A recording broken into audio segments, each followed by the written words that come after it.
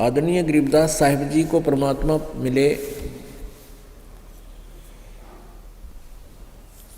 उसके पश्चात गरीबदास साहिब जी ने परमेश्वर कबीर जी की महिमा को परमात्मा कबीर जी द्वारा दिए गए ज्ञान को अपनी अमृतवाणी के द्वारा बहुत ही अच्छे शब्दों में वर्णित किया है। उसको पढ़कर सुनाते हैं आपको। परमात्मा की महिमा भी साथ साथ आपको सुनाएंगे।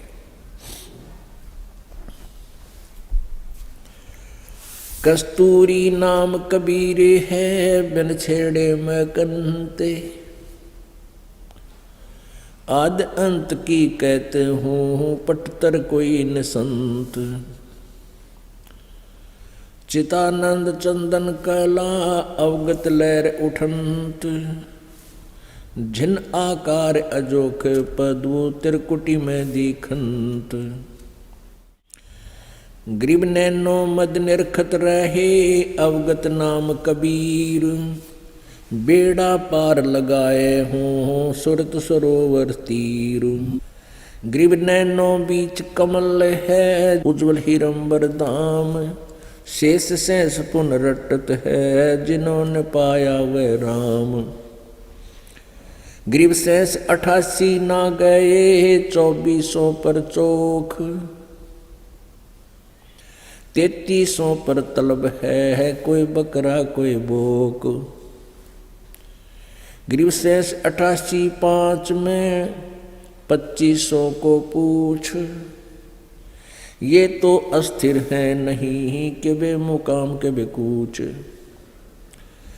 ग्रीब 10वां तो अवतार है हिमालय का नीर, बोतक गोते खावेंगे सतगुरु कहे कबीर। ना सतगुरु जननी जन्या जाके माने बाप, पिंड ब्रह्मंड से रहित है नावा तीनों ताप। शब्द संदेशा कहते हूँ बिन बिन भेद विचार, इसको माया जानियो 9 अवतार। ग्रीब कृष्ण कन्हैया राम हैं बलि 52 अवतार, हिरण्यकुश नरसिंह है ये माया विस्तार। ग्रीब वो तो अचल अनूप है नूरी दे शरीर, ये करता हो अवतरे माया के रघुवीर। ग्रीब धरता को करता कहें बड़ा अंदेशा मोहे, पारस पद भेंट्या नहीं जिसको कहिए लो। ग्रीब लोक अलोक द्वीप सब पूर्ण पद प्रकाश, धोल धरनी सब जावेंगे थिर रहसी आकाश।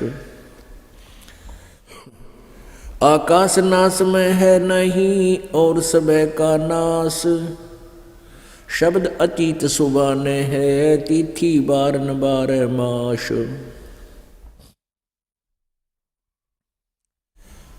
अब गरीबदास साहिब जी ने परमेश्वर कबीर जी की महिमा सुनाई है कि कस्तूरी नाम कबीर है और बिन छेड़े मैं कंते, यानी परमात्मा कबीर जी की में वो शक्ति है, उसकी शरण में आने के बाद इस प्राणी को स्वतः ही उसके सुख प्राप्त होने शुरू हो जाते हैं। जैसे कस्तूरी के अंदर से अपने आप महक निकलती रहती है, इस प्रकार परमात्मा की शक्ति का आभास आप जी को रह रह कर होता रहेगा जब आप इसकी शरण में आ जाओगे। अब एक और खास बात कही है परमात्मा की प्यारी आत्मा गरीबदास जी ने।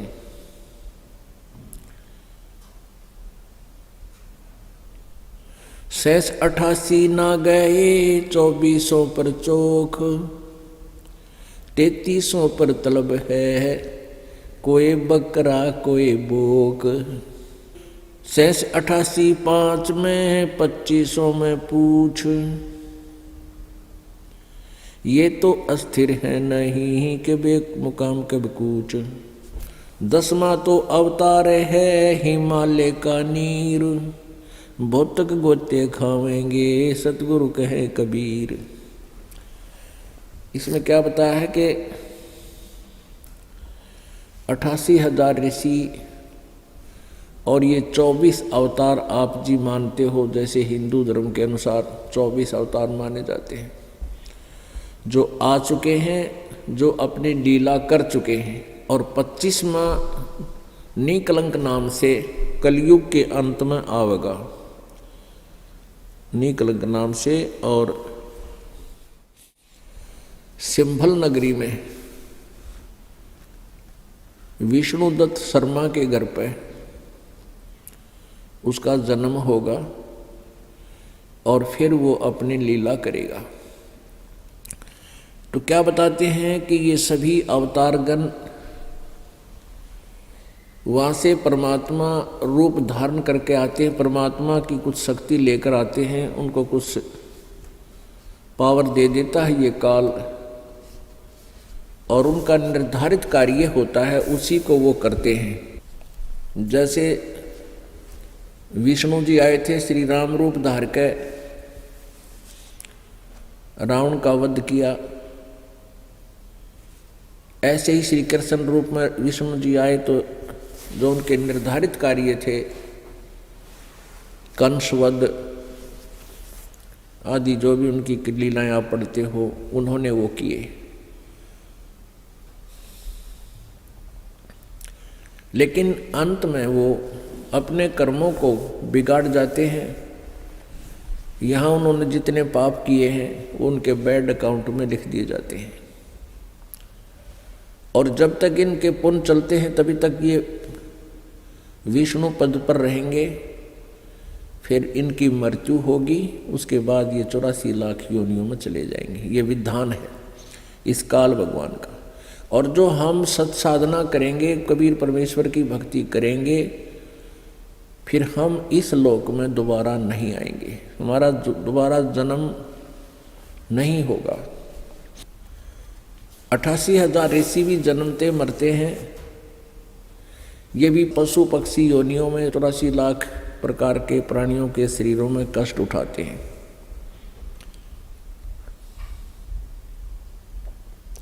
इनको भी पूर्ण मोक्ष प्राप्त नहीं है। फिर कहते हैं शब्द संदेश ना सतगुरु जननी जन्या जाके माने बाप। कबीर परमेश्वर जी के विषय में गरीबदास साहिब जी कह रहे हैं कि ना तो कबीर परमेश्वर किसी माँ से जन्म लेते हैं और उनका कोई माता पिता नहीं है, और उनका शरीर हमारे जैसा नहीं है। वो इस ब्रह्मांड के सभी ब्रह्मांडों के पार शतलोक में रहते हैं, जहाँ पर किसी प्रकार का कोई कष्ट नहीं है, जहाँ प्रभु रहते हैं। कृष्ण कन्हैया राम हैं बलि बावन अवतार, हिरणाकुश नरसिंह है सब माया विस्तार। ये कृष्ण कन्हैया राम बलि बामन, ये बावना बनकर आए थे भगवान। और बलि जिसने 100 अश्वमेघ करनी ठानी थी, और बावना रूप धारण करके भगवान आए थे। अब क्या बताते हैं परमात्मा के, आप जी सतलोक से चलकर आगे यहाँ आकर के आपने इतने कर्म बिगाड़ दिए, इतने पाप इकट्ठे कर दिए, आप इतनी गिरावट में आ गए। आप हंस से और जीव संज्ञा में आ गए। क्या बताते हैं, लाल से हीरा भया, हीरे से भया मोती, मोती से शीशा भया जब बिसरा जात रुगोत। सोने से चांदी भया, चांदी से भया रूप, रुपये से शीशा भया जाना नहीं स्वरूप। गृहदस्त भया तांबा भया, योमन हो गया रांग, शब्द मैल जाना नहीं नायक धारा सांग। पीतल से कांसा भया, कांसे से भया लो, लोहे से माटी बया जब व्याप्या दिल धरो। कौडी से कौडी गिट्टी श्रृंखले दरियाओं की झाल। इन बातों क्या पाई ये कर गुरु नजर निहाल। 14वें पुर की कहूँ 15वें पुर मेल। 16वें पुर सिंधु है मान सरोवर खेल। अब क्या बताते हैं कि आप जी जब सतलोक से आए उस समय लाल थे, हंस थे, अच्छी व्यक्ति थी, किसी को दुख नहीं देते थे, प्यार से रहते थे। आप जी को काल ने पहले स्वर्ग में रखा,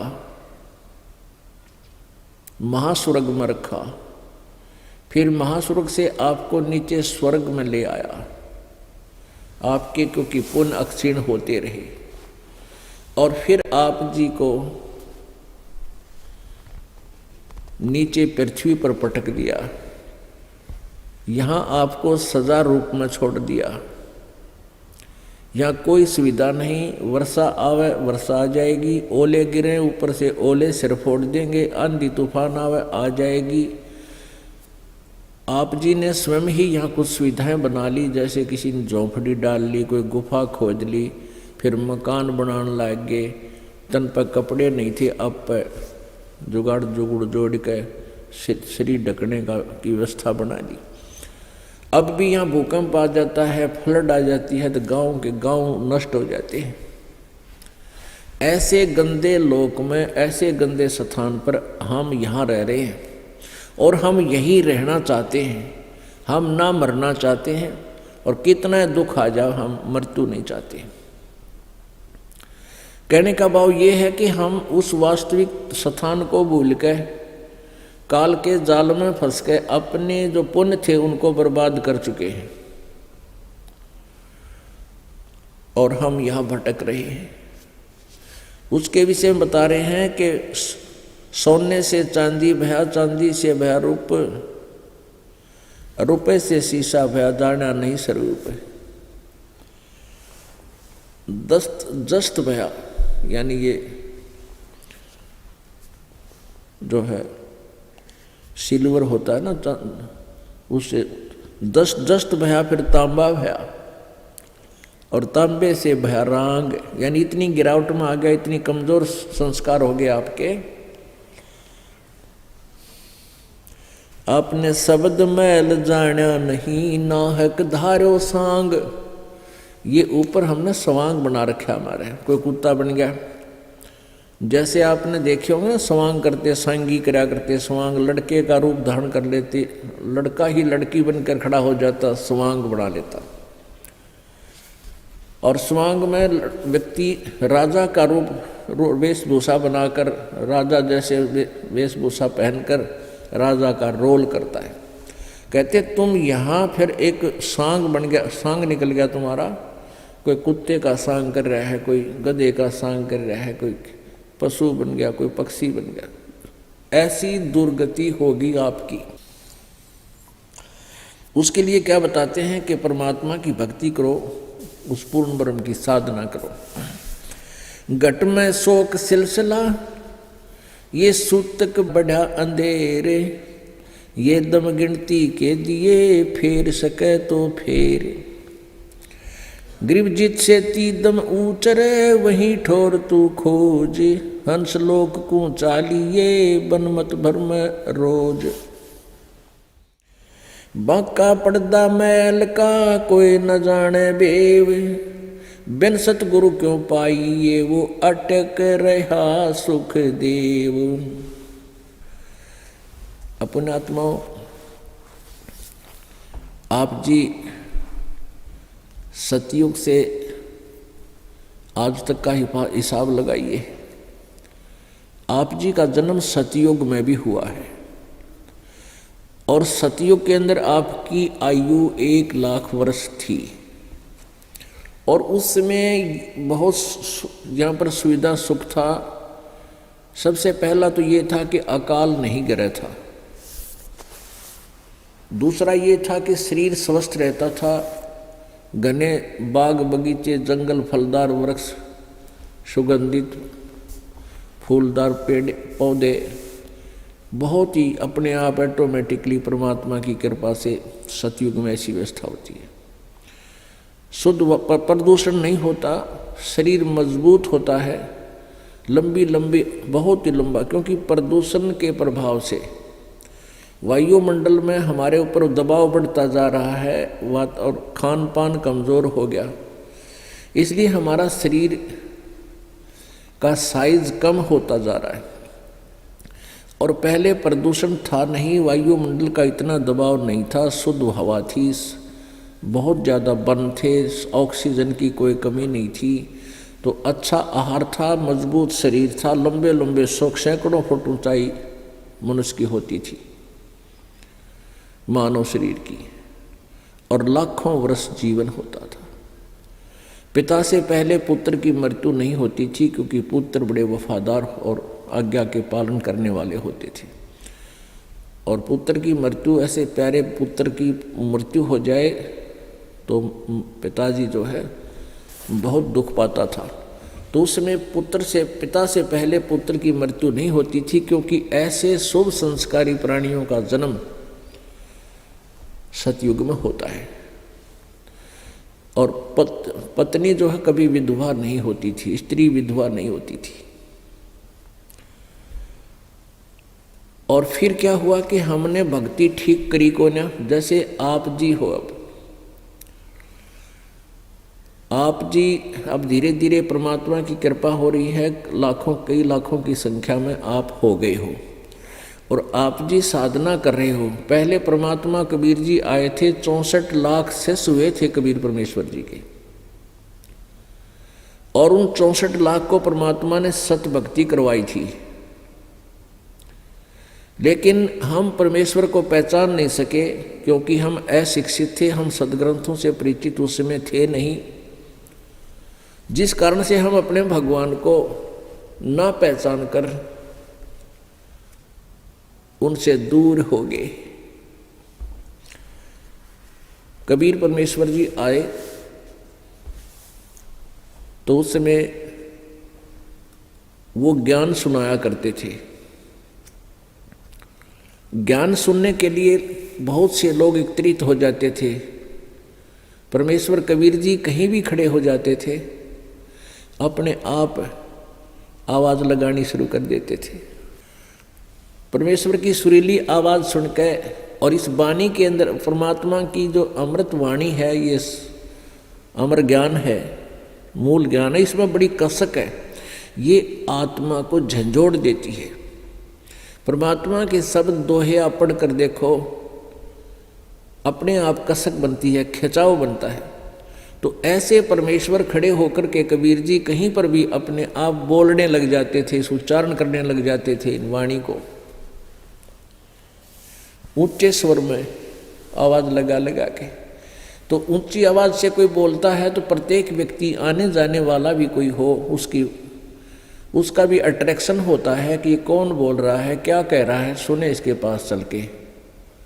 तो ऐसे कई सैकड़ों की संख्या में लोग जमा हो जाया करते थे, और परमात्मा 2-2 घंटे सत्संग खड़े खड़े बोलते रहते थे।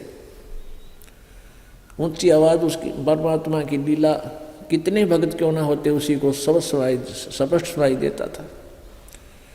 कुछ लोग तो उनकी कृपा से जो वहाँ एकत्रित होते थे, परमात्मा विशेषकर वहाँ जाते थे, जैसे कोई धार्मिक अनुष्ठान हो रहे हों, धार्मिक मेले लगते हों तीर्थों पर, मंदिरों के आसपास, तो वहाँ लोग दुखी जाते थे, मन्नत मानने जाते थे, और कोई 10-10 चक्कर लगा लेता था तो भी राहत नहीं मिलती थी, और परमात्मा के दर्शन मात्र से ही बहुत से स्वस्थ हो जाते थे।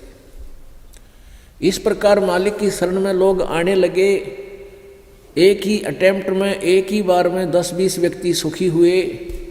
उन्होंने अपने रिश्तेदारों को बताया, औरों को बताया, परमात्मा के चरणों में आने लगे।